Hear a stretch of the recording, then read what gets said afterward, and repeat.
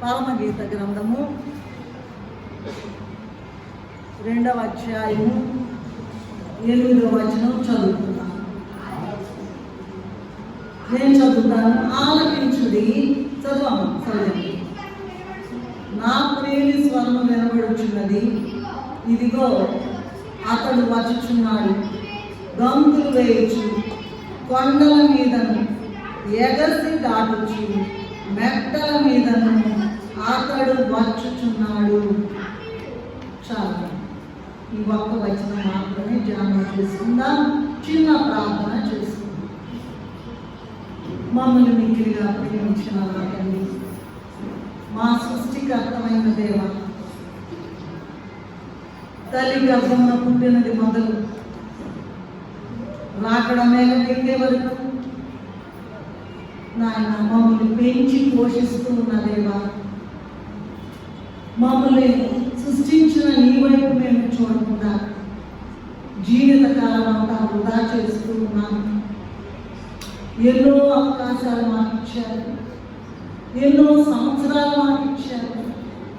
నిన్ను చూడలేని కన్ను, నీ మాట వినలేని చెవి కలిగి ఉన్నాము ప్రభువా.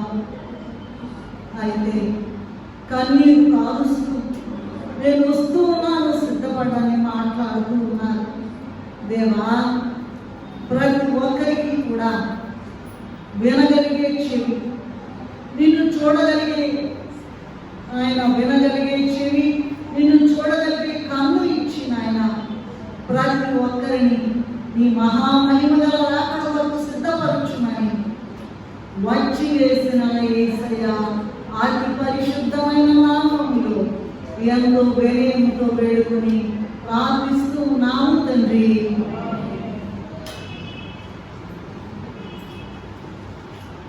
మరొకసారి నేను చదువుతాను.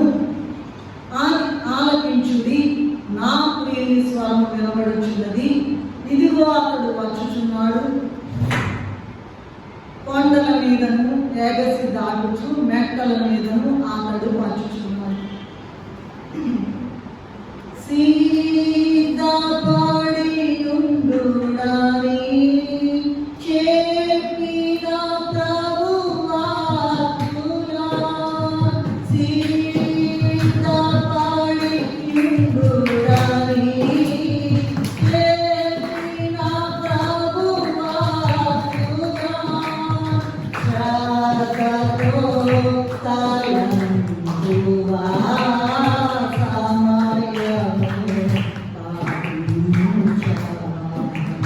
శ్రద్ధతో తలంచువా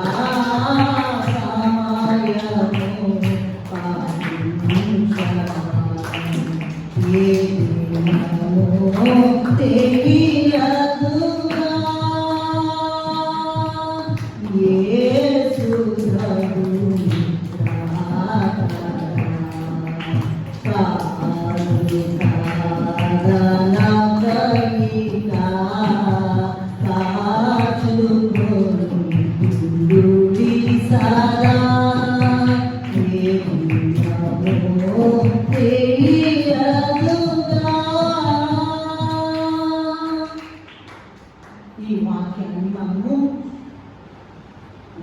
ధ్యానం చేసుకుందాము. ఆలకించుడి, నా ప్రియుని స్వరము వినబడుచున్నది. ఇది ఎన్నిసార్లు చదువుతున్నాము చూడండి ఒకసారి. వింటలేదండి. ఇదిగో అతడు వచ్చుచున్నాడు, గంతులు వేయించు, కొండల మీదను ఎగసి దాటుచు, మెట్టల మీదను అతడు వచ్చుచున్నాడు. పాత నిబంధన అంతా కూడా వస్తున్నాడు వస్తున్నాడు వస్తున్నాడు అని రాయబడి ఉన్నది. క్రొత్త నిబంధన అంతా కూడా వచ్చాడు వచ్చాడు వచ్చాడు అని రాయబడి ఉన్నది. నేటి కాలము ఆ రెండు కలిపి మరలా వస్తూ ఉన్నాడు అని రాయబడి ఉన్నది. ఎవరండి ప్రభు వస్తూ ఉన్నారు? బైబిల్ గ్రంథం అంతటా కూడా ప్రభు వస్తున్నాడు అనేటువంటి స్వరమును చూడగలం. ఎవరి ప్రభు? నిన్ను నన్ను ఈ భూలోకంలో పుట్టకముందే నిన్ను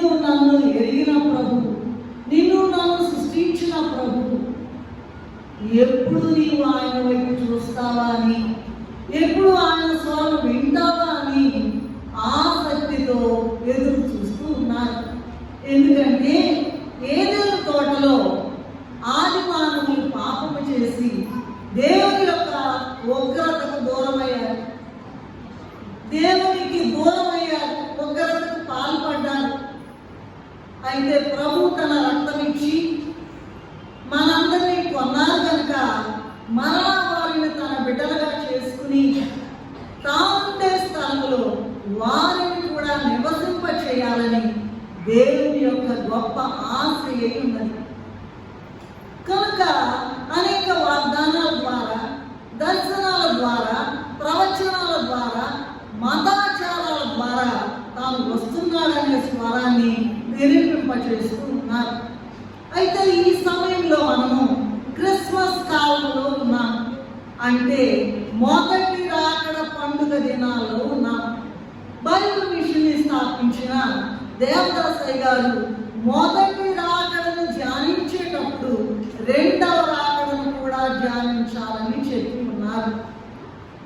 ఎందుకంటే అసలు ప్రారంభమే, క్రీస్తు జన్మ ప్రారంభమే ఆదికాండము 3వ అధ్యాయము 15వ వచనము చూసినట్లయితే, లేదా దాంట్లో ఉన్నట్లుగా మొట్టమొదట ఆయన వస్తాడనే ప్రవచనమేనండి మనం పాడుకునేది క్రిస్మస్ కాలంలో. అమ్మకి ఇచ్చినట్టి వాకు అది కొదొట్టిలో పాపరించి ఉన్నదే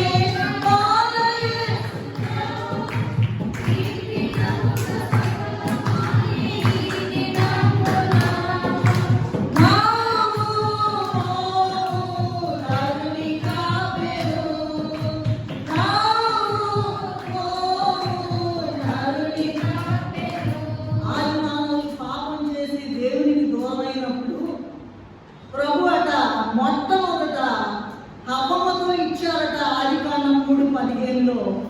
ఆ ప్రవచనమే, ఆ వాక్యే శరీరధారిగా మన మధ్య ప్రత్యక్షమయ్యారు. అదే క్రిస్మస్ పండుగ.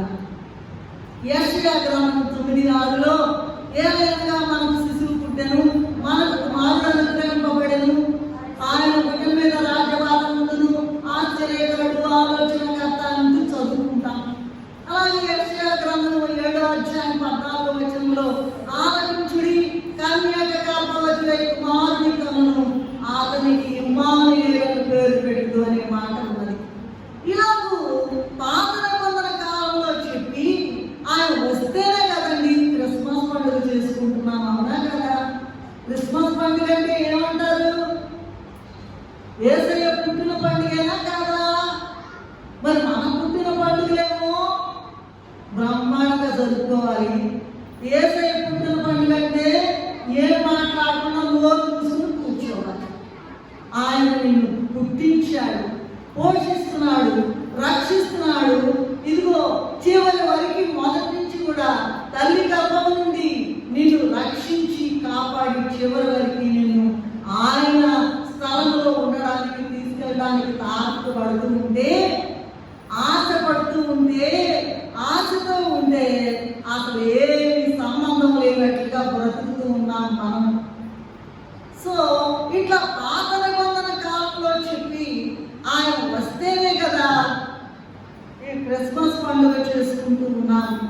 మరి రెండవసారి కూడా ప్రభు రాక విషయం క్రొత్త నిబంధనలో కూడా, అంటే పాత నిబంధనలో చెప్పారు కనుక వచ్చారు, క్రిస్మస్ పండుగ చేసుకుంటూ ఉన్నాం. ఇప్పుడు క్రొత్త నిబంధనలో కూడా అనేక చోట్ల చెప్పబడి ఉన్నది. అపోస్తల కార్యగ్రంథము 1వ అధ్యాయము 11వ వచనంలోను నోట్ చేసుకునే వారి కొరకు చెప్తూ ఉన్నాను.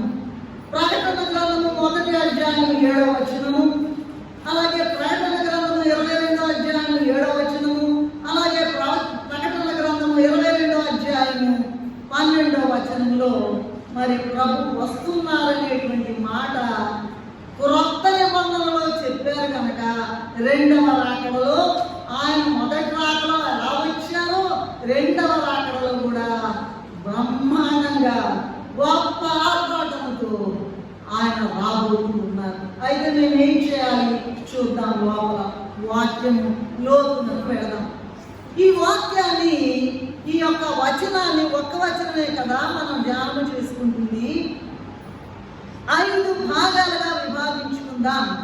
ఒకటేమో ఆలకించుడి నా ప్రియుని స్వరము వినబడుచున్నది. రెండవది ఇదిగో అతడు వచ్చుచున్నాడు. మూడవది గంతులు వేయించు వచ్చుచున్నాడు, గంతులు వేయించు కొండల మీదను వచ్చుచున్నాడు. నాలుగవది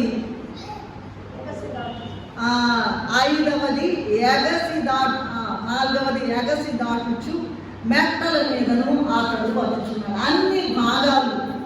అన్ని భాగాలు. నంబర్ 1 ఆలకించుడి ప్రభు నా ప్రియుని స్వరం వినండి. ఇదిగో అతడు వచ్చుచున్నాడు, గంతులు వేసి వచ్చుచున్నాడు, కొండల మీదను మెట్టల మీదను వచ్చుచున్నాడు. చివరిది 5వ భాగము ఎగసి దాటుచు వచ్చుచున్నాడు. ఈ వాక్యాన్ని మనం లోతునకు వెళ్ళినట్లయితే మొదటి భాగము ఆలకించడం అంటే ఏంటండి? వినడం. ఎవరన్నా బాబుని పిలవాలంటే, అమ్మాయిని పిలవాలంటే, అమ్మాయి ఇలా వస్తావా, వినిపిస్తోందా, వాళ్ళు పలకపోతే వినిపిస్తోందా నీకు అని వాళ్ళు పలికేదాకా అంటాం. ఇక్కడ కూడా ప్రతిదినము కూడా సన్నిధి చేసేటువంటి వధువట, ప్రియురాలైన వధువు సంఘ కన్యకట ప్రతిదినము కూడా యేసయ్య స్వరము విని, ఇదిగో నేను వింటున్నాను, మీరందరూ కూడా వినండి, వినబడుతోంది, ఆలకించండి అని అందరికీ తెలియజేస్తూ ఉన్నది. పాత నిబంధనలోని భక్తులందరూ కూడా ఆదికాండము నుండి మలాకి వరకు మెస్సియా వస్తున్నాడనే ప్రవచన స్వరం ఆలకించి వారు కూడా ఇతరులను ఆలకించండి అయ్యా అని చెప్తున్నారు లేదా చెప్పారు. ఇక క్రొత్త నిబంధన భక్తులైన వారు, నేటి మన కాలంలో ఉన్న వధువు సంఘము, అలాగే ప్రభు శరీరధారిగా ఈ లోకానికి వచ్చి ఆయనే స్వయంగా చెప్పిన దాన్ని బట్టి ప్రభు ఖచ్చితంగా రెండవసారి వస్తున్నారని చెప్పి, మీరు ఆలకించండి, నేనేం ఆలకించాను, మీరు కూడా ఆలకించండి, వినబడుతోందా అని అడుగుతూ ఉన్నారు. సరే, ప్రియురాలు విందాక పాత నిబంధన భక్తులు విన్నారట, క్రొత్త నిబంధన భక్తులు విన్నారట. ఇక 4 చూస్తే పాత నిబంధన, క్రొత్త నిబంధన విశ్వాసులు అందరూ కూడా దైవ దర్శనాల ద్వారా, దైవ సేవకులు చెప్పి బోధన ద్వారా లేదా బోధించిన బోధన ద్వారా, స్వరము ద్వారా, స్వప్నముల ద్వారా, వ్రాత ప్రత్యక్షత ద్వారా, రాకడ గుర్తుల ద్వారా, దైవ వాగ్దానాల ద్వారా వింటున్నారు కూడా. ఎంతమంది వింటున్నారండి? మీకేమైనా వినబడుతోందా అమ్మా? ఈ వాక్యం వినే వాళ్ళకి వినబడుతోందా?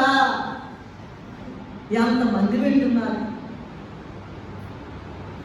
తర్వాత క్రైస్తవేతరులు కూడా అంటండి, అనేక మంది అన్యులు ప్రభు స్వరాన్ని విని యేసు ప్రభు నిజమైన దేవుడు, మాట్లాడే దేవుడని అందరికీ తెలియజేస్తూ ఉన్నారు. మీరు కూడా వినండి, నేను విన్నా యేసయ్య స్వరము, మీరు కూడా వినండి అని ఆ ఇతరులు, క్రైస్తవేతరులు, అనేక మంది అన్యులు కూడా విని చెప్తూ ఉన్నారు. వినండి, వినండి, వినండి, ఆలకించండి అయ్యా, వినండి అమ్మా, వినండి. ఇది రాకడ కాలం కనుక ప్రభువే స్వయంగా అనేకులకు కనబడి, అందరికీ కనబడి, అందరితో మాట్లాడతానన్న ప్రభు మాట్లాడి, నేను త్వరగా వచ్చుచున్నానని ప్రభు కూడా తెలియజేస్తూ ఉన్నారు. వినండి అని తెలియజేస్తూ ఉన్నారు. ఇక ఇప్పుడు సంగతి చూద్దాం. ఈ వాక్యాన్ని ఈ దినము వినుచున్న మనకందరికీ కూడా ఇది ఒక హెచ్చరికగా గమనించి ఈ స్వరాన్ని జాగ్రత్తగా విందాము. ఆ విషయము మరి జ్ఞాపకం ఉంచుకోండి. అయితే ఇక్కడ ఒక విషయం ఏంటంటే, ఇన్ని సంవత్సరాల నుండి వినబడుతూ ఉంటే ప్రభు యొక్క స్వరము, కొందరు విన్నారు, సిద్ధపడి వెళ్ళిపోయారండి. కొందరేమో సిద్ధపడకుండానే వెళ్ళిపోయారండి నరకంలో కాలడానికి. మరి ప్రభు వస్తే మనము ఈ స్వరమును విని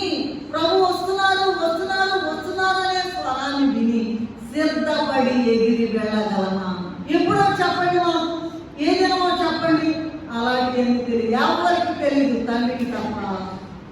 సిద్ధంగా ఉన్నారా? మనకి మనం ప్రశ్నించుకుందాం.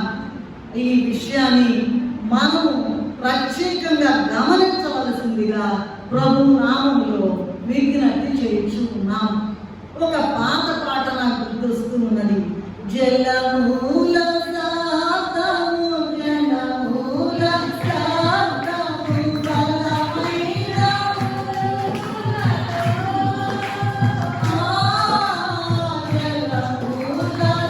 సాధము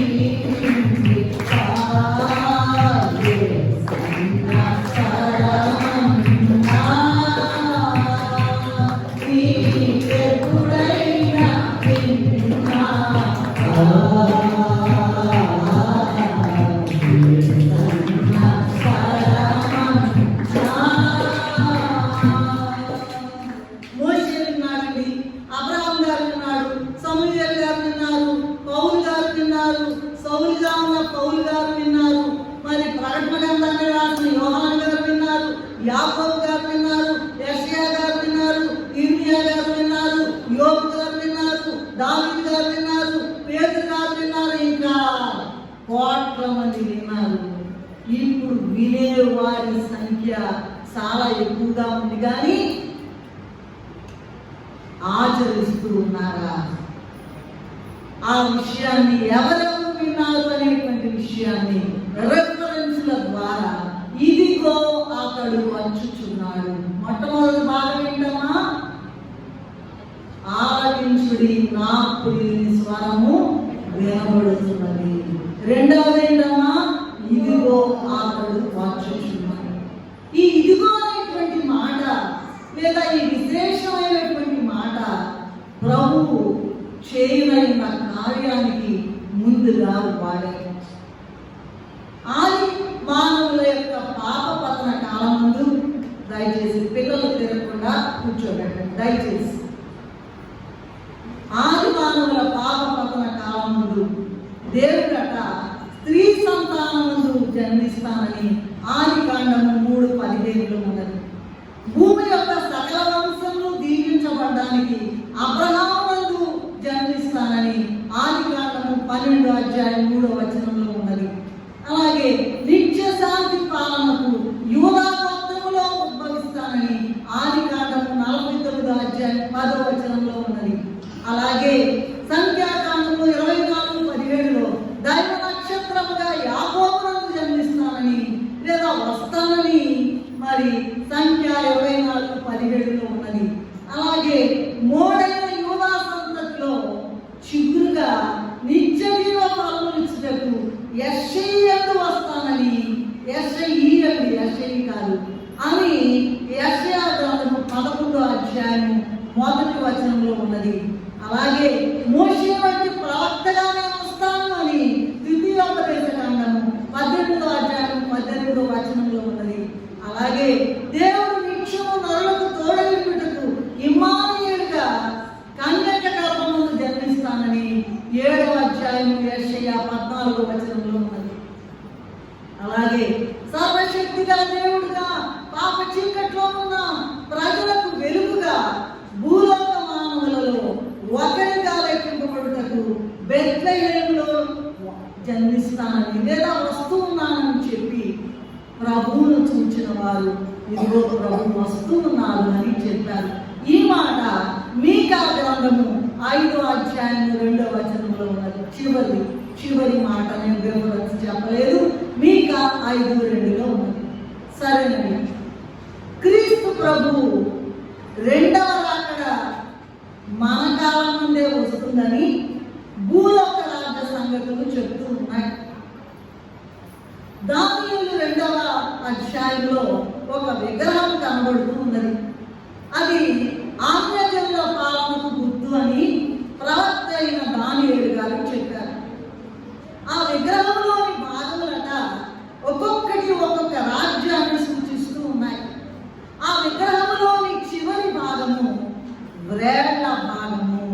లేదా వ్రేళ్ళు. ఆ వ్రేళ్ల కాలమే మన కాలం. ఈ వ్రేళ్ల కాలం అటండి అతకని కాలము, మానవ పరిపాలన చివరి కాలము. ఈ కాలం అందే ఒక రాయి వచ్చి విగ్రహం అంతటిని కూడా తుత్తుని ఎలగా చేసి చింతగొట్టునని కూడా వ్రాయబడి ఉన్నది. ఆ రాయి క్రీస్తే అని మొదటి కొరింథీయులకు రాసిన పత్రిక 10వ అధ్యాయము 4వ వచనంలో మనం చూడగలం. అక్కడ నుండి ఈ వేళ కాలం అయిపోయిన తర్వాత అక్కడ నుండి మానవ రాజ్యము పోతుందట, దేవుని రాజ్యమైన క్రీస్తు రాజ్యము వస్తుందట. ఈయన భూమి మీద 1000 సంవత్సరాలు పరిపాలన చేస్తారట. అందుకే వ్రాసారు, నీతి నివసించే లోకంలో, క్రీస్తు పాలించే రాజ్యంలో నీవు ఉంటావా ఉంటావా ఉంటావా, ఎక్కడే ఊడిపోతావా, మట్టిలోకి వెళ్తావా? నీతి నివసించే లోకములో క్రీస్తు పాలించే రాజ్యములో నీవు ఉండువా.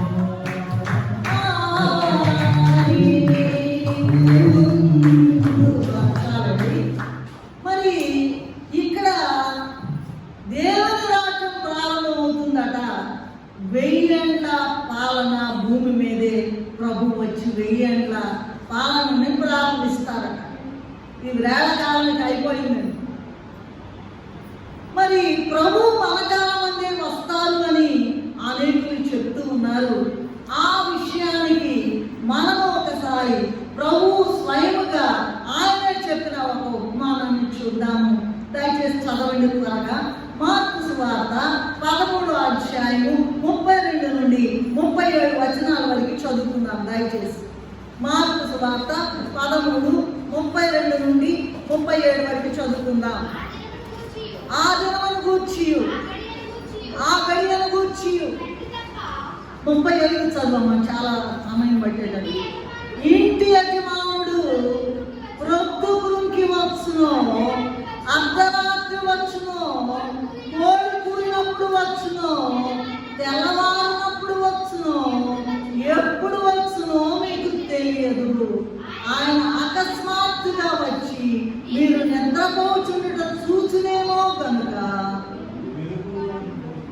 ఎలా ఉండాలండి? నిద్రపోతా ఉన్నాడా? బాగా గోక పెట్టండి అని ఉందా? ఏముంది? మెలకువగా ఉండండి, మెలకువగా ఉండండి, ప్రియులారా మీ మీద కీడు ఉన్నది జాగ్రత్త అని రాయబడి ఉన్నది తెలుగు క్రైస్తవ కీర్తన. సరే, ఇక్కడ ఇంటి యజమానుడు అంట వేరే ఊరు వెళ్ళారట, దేశాంతరం వెళ్ళారట, అలా ఉంటుందట. ఎప్పుడు వస్తాడో తెలియదంటండి. ఇక్కడ ఇంటి యజమానుడు ఎవరంటే ప్రభువే స్వయంగా చెప్పిన ఉపమానం. ఇంటి యజమానుడు ప్రభువేనట. ఆ ఎదురు చూసే దాసులు ఉన్నారే 37వ వచనంలో, 2వ రాకడ కొరకు కనిపెట్టేటువంటి విశ్వాసం. ఏంటమ్మా? 2వ రాకడ కొరకు కనిపెట్టే విశ్వాసం. ఇక్కడ 4 కాలాలు ఉన్నాయండి, 4 విషయాలు ఉన్నాయి. నంబర్ 1, ప్రొద్దుగురుంటుట అంటే నీతి సూర్యుడైన క్రీస్తు ప్రభుని అంగీకరించకుండా సిలువ వేసి చంపిన యూదా మత చివరి కాలము, అదే క్రైస్తవ మత ప్రారంభ కాలం.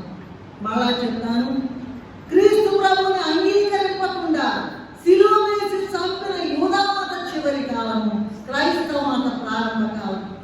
రెండవది అర్ధరాత్రి కాలం అంటే దీపమైన బైబిల్ దాచబడిన మధ్య కాలము. అలాగే దాని మతోద్ధరణ కాలం, మార్టిన్ లూథర్ గారు వచ్చినటువంటి కాలం, బైబిల్ బయటకు తీసుకొచ్చిన కాలం. మూడవది చూసినట్లయితే కోడి కూత కాలము. లోకమంతటా కూడా సువార్త ప్రకటించుటకు పని చేసినటువంటి మరి అనేక మిషనరీల కాలం, మిషనరీల కాలం. నాలుగవది తెల్లవారు కాలము అని ఉంది. ఇక్కడ తెల్లవారు కాలం, తెల్లవారు జాము. సూర్యోదయానికి ముందు సృష్టిలోనికి వెలుగు వచ్చి సూర్యుడు వస్తున్నాడు అని మనకు తెలియజేసినట్లుగా రాక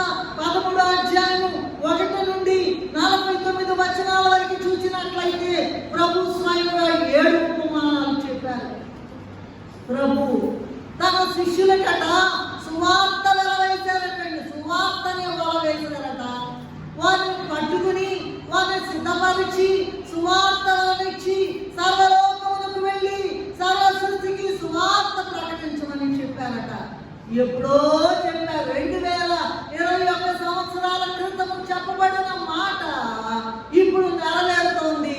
నేటికి ఆ సువార్త వల నిండిపోయింది. చేపలు మొత్తం నిండిపోయినాయట. దానిని దరికి లాగి మంచి వాటిని గంపలలో చేర్చి చెడ్డ వాటిని బయట పారవేయను అని కూడా మరి అక్కడ వ్రాయబడి ఉంది. మత్తయి సువార్త 13వ అధ్యాయం 47-48 వచనాల్లో దీనిని మనం చూడగలం.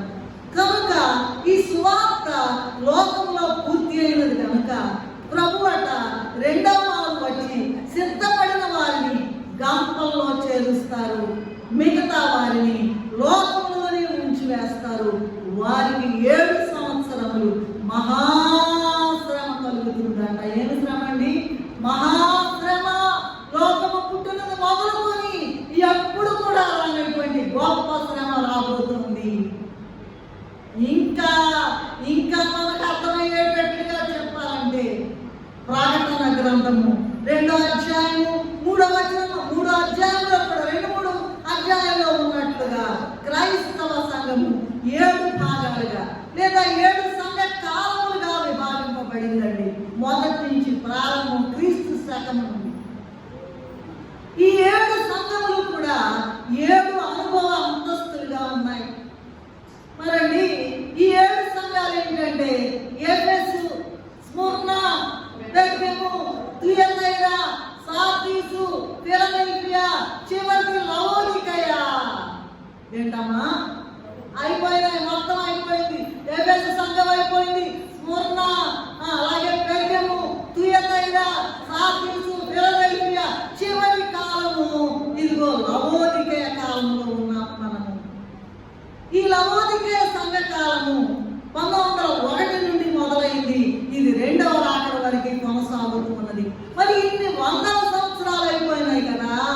ఈ పాటికి ప్రభుతో సహవాసం కలిగి సింహాసనం పైన కూర్చుంటే అంతస్తును సంపాదించుకోవాలి కానీ అట్లు చేయకుండా నులివెచ్చగా నుండి క్రైస్తవ సంఘము ఆయన నోట్లో నుంచి ముమ్మేపించుకునేటువంటి స్థితిలోకి వచ్చింది. నులివెచ్చని స్థితిలో నీ ఉండిన బయటకు ఉమ్మివేయబడుతుందేమో ఓ సంఘమా, సర్వాంగమా. అరే ఎంత భయంకరమైన దిక్కులేని చావకుండా ఎంత బాగా చెప్తున్నారో చూడండి. ప్రకటన గ్రంథం ఎవరైనా చదివి సహాయం చేయండి. 3వ అధ్యాయము 17-18 వచనాల వరకు చదువుకుందాం దయచేసి. ప్రకటన గ్రంథము 3వ అధ్యాయము 17 నుండి 18 వరకు చదువుకుందాం. చివర నీ క్రియలను నేను ఎరుగుదును, చల్లగానైనను వెచ్చగానైనను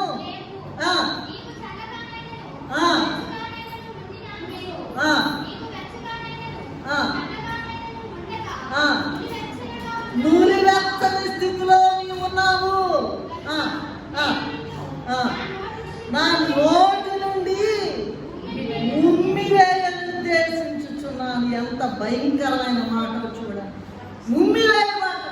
నీ తల్లి గర్భంలోనూ పడకముందే నిన్ను ఎరిగి తల్లి గర్భంలోకి పంపించి జీవించడానికి జీవితం ఇచ్చి బ్రతుకునిచ్చి నిన్ను పెంచి పోషించి నీకు బట్టలు ఇచ్చి నీకు నగలిచ్చి నీకు అన్నం పెట్టి నీకు ఉద్యోగం ఇచ్చి నీకు పెళ్లి చేసి పిల్లల్నిచ్చి అన్ని చేస్తే నువ్వు బతికే బతుకు, నేను బతికే బతుకు, బతికే బతుకు చీ మళ్ళీ మొహం చూపించదు. ఉమ్మివేయబడినటువంటి స్థితిలో ఉంది. వాళ్ళు అనుకుంటున్నారంట నేను ధనవృద్ధి చేసుకున్నాను. 16వ వచనం చదువుకుందాం. దౌర్భాగ్యుడవను, దిక్కుమాలిన వాడవను, దరిద్రమును, గుడ్డివాడను, దిగంబరుడవై ఉన్నానని ఎరుగగా నేను ధనవంతుడను, ధనవృద్ధి చేసి ఉన్నాను, నాకేమీ కోదువలేదు చెప్పుకొనుచున్నావు.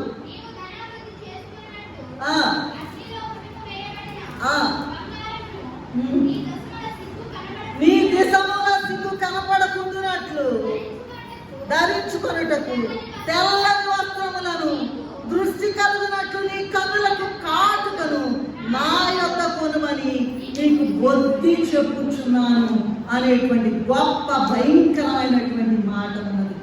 మరట 1901 నుండి లవోదికయ సంఘకాలం ప్రారంభమైతే అప్పటి నుంచి ఎదురు చూచారట. నాకేమైందండి, ఉద్యోగం చేస్తున్నా, డబ్బులు వస్తున్నాయి, వండుకొని తింటున్నాం, అవి ఉన్నాయి, ఇవి ఉన్నాయి, కార్లు ఉన్నాయి, విమానాలు కూడా ఉన్నాయండి. ఏంటి, ఎవరిచ్చారు? ఇచ్చిన వారెవరు? ఆయన వైపు చూస్తూ ఉన్నావా, ఆయన మాట వింటూ ఉన్నావా అనేటువంటి భయంకరమైనటువంటి మాట ఈ దినం హెచ్చరికగా ప్రభు ఇస్తూ ఉన్నారు. కనుక ఇదిగో నిలువెత్తని స్థితిలో లోకము, ధనము, ఘనత, సహవాసము కోరి ప్రభు సహవాసం ఎదుగునందున ఆత్మీయ రీతిగా క్రైస్తవ సంఘము అంటే ఎవరమ్మా? నేను కూడా ముందు మీకందరికన్నా దౌర్భాగ్య స్థితిలో ఉన్నామట, దిక్కుమాలిన స్థితిలో ఉన్నామట, దరిద్రతలో ఉన్నామట, అంధత్వంలో ఉన్నామట, దిగంబరత్వంలో ఉన్నామట. అయితే అందరూ కాదండి, ఈ దినాల్లో అనేకులు ప్రభువు వద్దకు వచ్చి ఆయన సహవాసము సంపాదించుకుని ఆయనను చూచే కన్నులు, ఆయన మాట వినే చెవులు సంపాదించుకుని రాకడకు సిద్ధపడుతూ ఉన్నారు. అందుకే పురుషోత్తమ చౌదరి గారు ఏం రాశారంటే,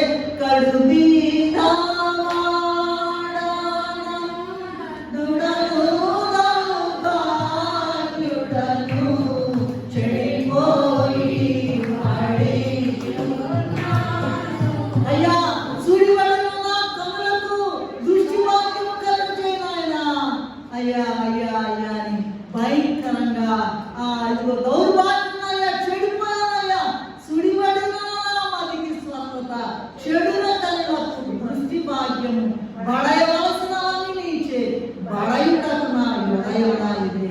నీకు ఆ యొడయొడా ఉందా? నీకు ఆ తొందరపాటు ఉందా? అసలు లెక్కగా ఉందా? బాగుంది, మంచి బట్టలు ఉన్నాయి, నగలు ఉన్నాయి, కార్లు ఉన్నాయి, విమానాలు ఉన్నాయి, బ్రహ్మాండమైనటువంటి గొప్ప అంతస్తుంది అని గుడ్డిగా ఉంటున్నారట.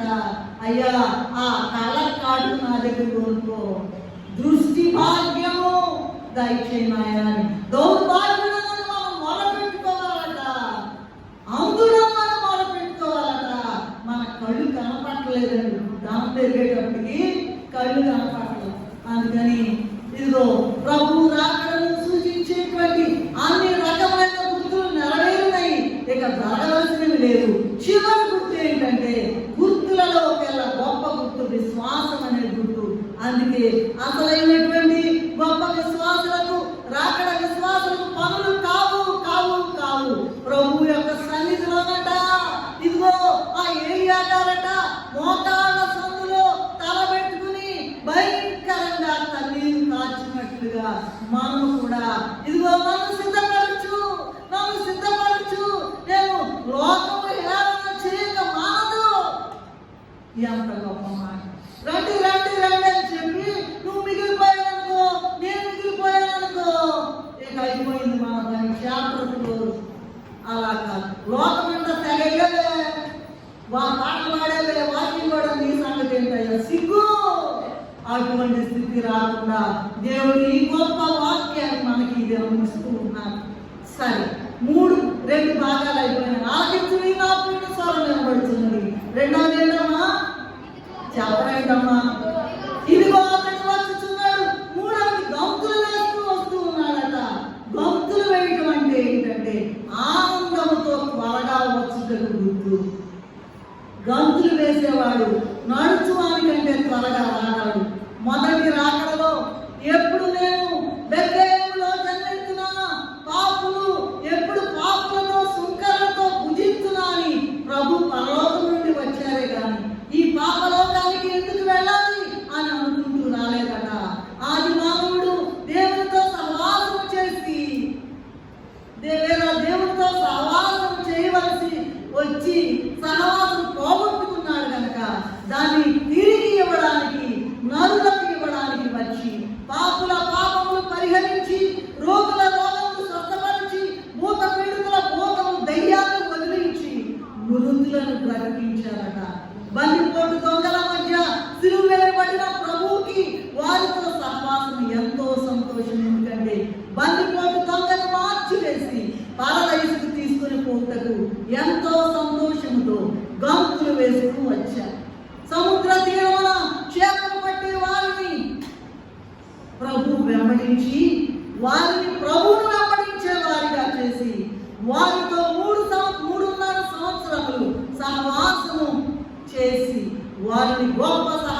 పరులుగా చేశారట.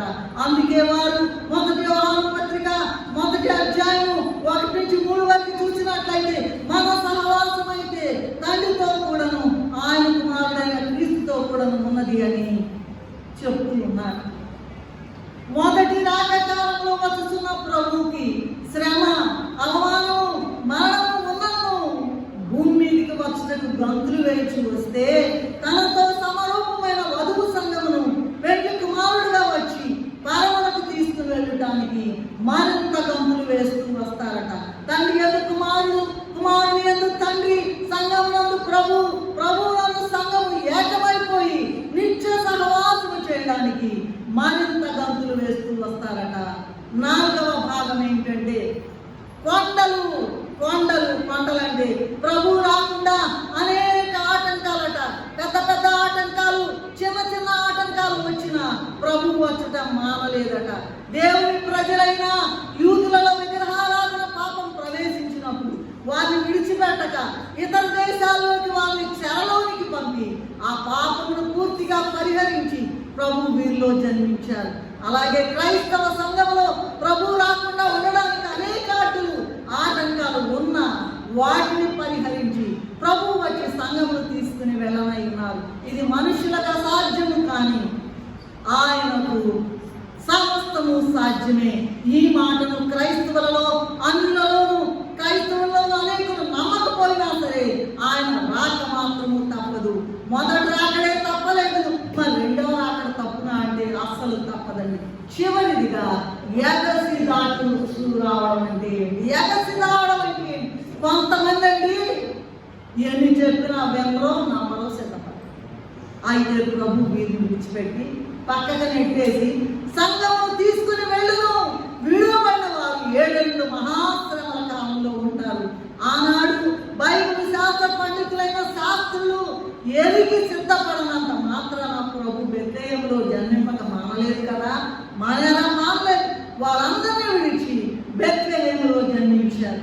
ఈ కాలంలో కూడా ప్రభు 2వసారి వస్తున్నారని తెలిసి సిద్ధపడిన వారందరూ ఎందరో ఉన్నారు. వాళ్ళందరూ కూడా వారు సిద్ధపడనంత మాత్రాన ప్రభు 2వసారి వచ్చుట మానరు. తూర్పు దేశపు జ్ఞానులు వాళ్ళు యూదులు కాకపోయినా సరే విశ్వాసులు కనుక శరీర రీతిగా వారికి దర్శనం ఇచ్చారు. అట్లాగే ఈ దినములో క్రైస్తవులు అనేకులు సిద్ధపడనంత మాత్రాన సిద్ధపడకపోయినా ఇతరులకి దర్శనం ఇచ్చి మాట్లాడి వారిని మరి 2వ రాకడ కొరకు సిద్ధపడుతూ ఉన్నారు. పరిశుద్ధ గ్రంథంలో ఒక్క మాట చెప్పి నేను ముగించేస్తానండి. పరిశుద్ధ గ్రంథం యొక్క లేదా పరిశుద్ధ గ్రంథంలో ఉన్న 66 పుస్తకాల్లో ఉన్న సారాంశము మొత్తం కూడా ఒకే మాట. మళ్ళీ చెప్పండి అమ్మా. పరిశుద్ధ గ్రంథం మొత్తంలో 66 పుస్తకాలు ఉన్నాయి. 66 పుస్తకాల యొక్క సారాంశం తీయండి త్వరగా. 1 కొరింథీయులకు రాసిన పత్రిక 16వ అధ్యాయం 22వ వచనం చూసినట్లయితే మారనాథ, ఏమండి మారనాథ ప్రభు వచ్చుట దీనిని తలసిన తలాలను వాడు నరులు ధన్యులు. కనుక ఒకటే మాట, సారాంశం అంతా ఒక్కటే అనగా ప్రభు వచ్చుచున్నాడు, ప్రభు వచ్చి ఉన్నాడు, ప్రభువారము. మరి నీ సంగతి ఏంటి అని ఆలోచించండి. ఆలోచించి ఆయన స్వరము విని ఆయనతో సహవాసం చేసి సిద్ధపడి రాకడ మేఘమెక్కే బాధ్యత తండ్రి మనకందరికీ అనుగ్రహించుగాక. ప్రార్థన చేసుకుందాం. మమ్మల్ని మిక్కిలిగా ప్రేమించిన మా తండ్రి, నీ పాదములకు నమస్కారం, ఏమి స్తుతులు చెల్లించున్నాను. తండ్రి తన కుమారుల పట్ల ఎంత దుర్మార్గులైనా సరే తండ్రి నాయన వారిని ప్రేమించకుండా ఉన్నాడు.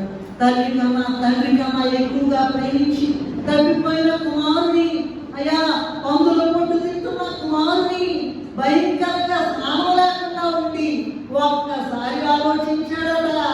అయ్యా దూరంగా ఉండగానే, బహుదూరంగా ఉండగానే పరిగెత్తుకుని వెళ్ళి మెడ మీద పడి ముద్దు పెట్టుకుని తీసుకుని వచ్చి స్నానం చేయించి ప్రశస్త వస్త్రము త్వరగా తెచ్చి వీరికి కట్టండి, తప్పిపోయిన కుమారుడు దొరికాడు, ఉంగరం పెట్టి గొప్ప విందు చేయించాడు.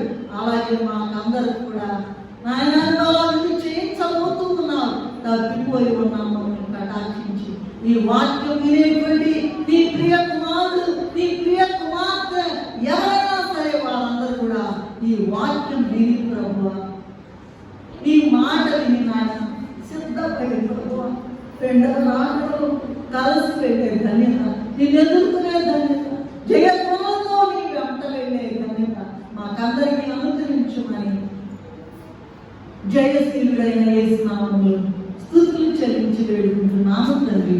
ఆమేన్.